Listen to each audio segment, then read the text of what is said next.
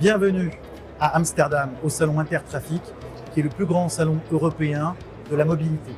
Ashika a un stand, on va vous montrer toutes nos technologies en embarqué, en portable, en trafic et en parking.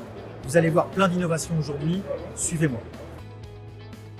Donc là, nous sommes du côté des équipements mobiles, pas embarqués, portables. Je vais vous montrer le premier. Une caméra qu'on appelle en anglais bodycam, une caméra transportable qui peut se mettre sur un piéton, donc un policier, un vigile, avec tout un tas d'accessoires, épaules, torse, casque. Ces caméras ont une batterie qui permet de durer plusieurs heures. Elles peuvent enregistrer la vidéo et l'audio. Éventuellement, dans des cadres d'utilisation privée, transmission en Wi-Fi ou en 4G, pas pour la police, la loi l'interdit. Dans ce cas-là, on a un firmware spécifique.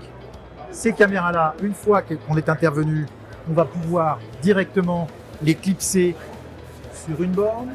On les pose et puis dès qu'on les pose, elles vont charger, mais en même temps, elles vont télécharger la vidéo sur un serveur sécurisé pour que simplement les personnes autorisées y aient l'accès.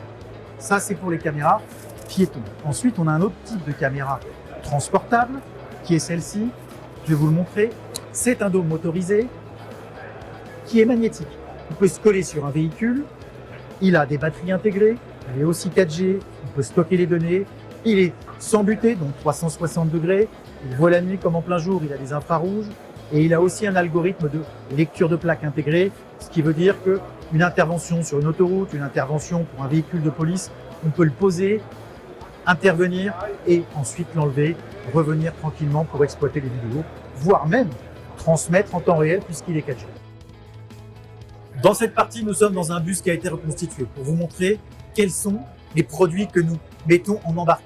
Alors typiquement, notre expertise va sur les caméras embarquées, les enregistreurs embarqués. Quand on dit embarqué, en fait, toute l'électronique et la construction du produit est spécifique, durcie. Les enregistreurs ont des suspensions, ils transmettent en 4G, accéléromètre, GPS, connecteur CAN-bus, par exemple, pour connaître l'état du véhicule. Mais en plus de ça, on a sorti des caméras plus évoluées, les 360, des caméras de comptage, intérieur, extérieur. Ça, c'est le standard. On va dire que c'est ce qu'on fait tous les jours. On a poussé un peu plus loin. On va maintenant aussi proposer des produits pour des véhicules d'intervention, comme cette tourelle qu'on voit ici. Alors, qu'est-ce que c'est que ce Terminator? C'est en fait, c'est un mélange. Par exemple, une tourelle qu'on peut mettre en haut d'un mât télescopique ou au-dessus d'un véhicule d'intervention. Une tourelle motorisée, étanche, qui est faite pour être embarquée, avec un zoom, des infrarouges pour voir loin la nuit et comme en plein jour. On y a rajouté au-dessus une tête indépendante panoramique avec 6 objectifs pour avoir une vue de contexte. Donc, par exemple, vous voyez l'intégralité du contexte sur 360 degrés. Et en plus, on y a rajouté un radar pédagogique, je précise pédagogique, qui donne une idée de la vitesse moyenne des véhicules. Voilà ce qu'on fait en embarqué, sans parler de ce que je vous montrerai tout à l'heure, c'est-à-dire des systèmes de contrôle de conducteurs, voire même en bon français, dashcam. Donc tous les produits qu'on peut trouver dans un véhicule. Nous sommes maintenant à l'avant du véhicule, là où il y a le conducteur. Même pour celui-ci, nous avons plusieurs systèmes. Le premier, c'est ce qu'on appelle en bon français les dashcams. Donc là, vous avez plusieurs modèles de dashcam avec GPS qui vont regarder à l'avant du véhicule pour voir s'il n'y a pas d'incident sur le véhicule. Et dans lequel on a aussi la possibilité d'avoir des caméras panoramiques tout autour du véhicule. Donc on a représenté, on ne voit pas bien ici, un véhicule dans lequel il y a 4 caméras tout autour du véhicule et un simple petit boîtier qui va pouvoir faire comme dans les voitures haut de gamme, de la reconstitution d'environnement de 360 degrés autour du véhicule. Comme vous le savez, cela fait des années qu'on fait de la lecture de plaques d'immatriculation pour le trafic. On a commencé avec plusieurs générations, mais on a rajouté depuis quelques temps des produits spécialisés trafic, beaucoup plus fins. Par exemple, ce que vous voyez ici, celle du fond, caméra trafic périurbain, jusqu'à 170-180 km/h quand même, lecture de plaques, classification de véhicules, lecture de matériaux dangereux, connu sous le nom ADR. On a aussi des caméras plus spécialisées, comme la même avec un radar pédagogique intégré, pas pour vous donner des contraventions, mais pour avoir une idée précise de la vitesse moyenne des véhicules, ou lecture de containers. Ça, c'est variation de produits qu'on fait dans le domaine du trafic. Mais après, pour les hautes vitesses, notamment sur autoroute, on a du spécifique. Je vais vous montrer. On a ça. C'est énorme, oui, mais ça fait tout.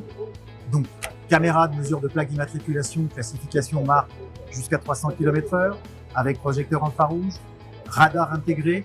Donc, dans n'importe quelle situation, même les pires chauffards, on arrivera à avoir tous les détails. Chez Ashika, nous faisons de la gestion de parking. Historiquement, nous faisions de la gestion de parking intérieur et on fait aussi l'extérieur. Je vais commencer par l'intérieur.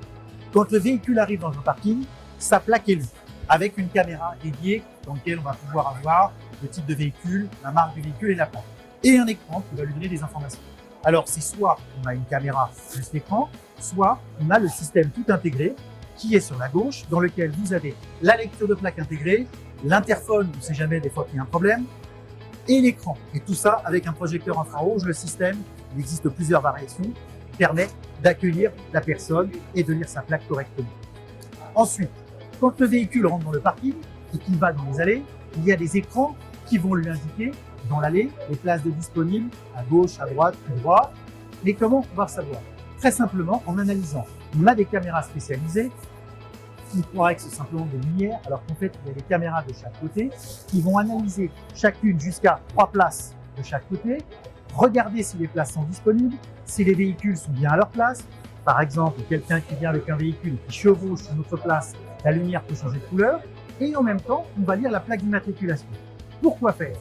Là, c'est très simple. La plaque d'immatriculation est lue pour qu'après, quand la personne revient dans le parking et se dit « Où est ma voiture ?», va pouvoir, sur un terminal de recherche, en tapant un morceau de sa plaque ou de son ticket, dans lequel il y aura corrélation avec la plaque, retrouver son véhicule avec un plan qui va le guider en disant « Descendez un étage, faites 50 mètres et allez sur la droite ». Ensuite, quand il va arriver à sa place ou dans son allée, les panneaux vont lui indiquer le nombre de places disponibles dans l'allée.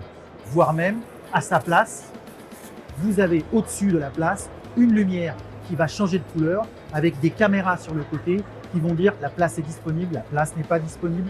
Non monsieur, vous êtes mal garé, vous êtes entre 2 places. Donc ça va permettre de connaître exactement le taux de remplissage.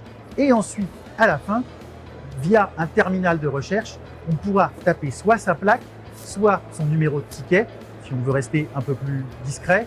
Et vous arriverez via un système de géolocalisation avec un plan à savoir où est votre véhicule. Ça, c'est pour l'intérieur. On y a rajouté quelque chose à l'accueil, à la place du petit écran, on y a rajouté une borne. La borne fait tout en intégré. Elle a la lecture de plaque, elle a un interphone au cas où ça ne va pas s'ouvrir, et elle a un écran qui va lui donner des informations sur peut-être les places économiques, les places réservées, quels sont les étages qui sont les plus intéressants, etc. Donc cette borne existe de plusieurs modèles qui permettent de faire plus de choses. Ensuite, on va passer au parking extérieur. En parking extérieur, qu'est-ce qu'on fait? Avant, il y avait des systèmes qui étaient avec des carottages au sol où il fallait mettre un système magnétique qui était cher et qui est difficile à maintenir. Aujourd'hui, avec des caméras de surveillance dans lesquelles on met un logiciel spécifique, on va pouvoir surveiller en regardant par le haut jusqu'à 40 places de parking et vous dire exactement quelles sont les places disponibles, etc. Donc en intérieur et en extérieur, on peut faire la même chose. Maintenant que j'ai fini de tout vous raconter, de tout vous expliquer, je vais y aller. Je prends ma clé de voiture et je vous dis à bientôt.